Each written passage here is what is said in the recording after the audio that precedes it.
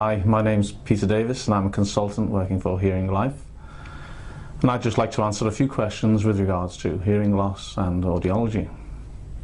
Now, a question we often get asked is, why do we lose our hearing as we get older? Well, in fact, with age it can be a natural deterioration of hearing as we do get older, and this process is called presbycusis, and it's actually a gradual drop-off in hearing over time, which affects mainly the high frequencies. Now, because it's gradual, quite often people don't realise that they are in fact losing their hearing to a certain degree.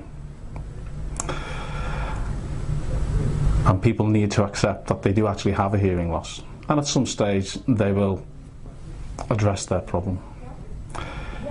If you require any further information, please refer to HEARINGLife website at hearinglife.com.au.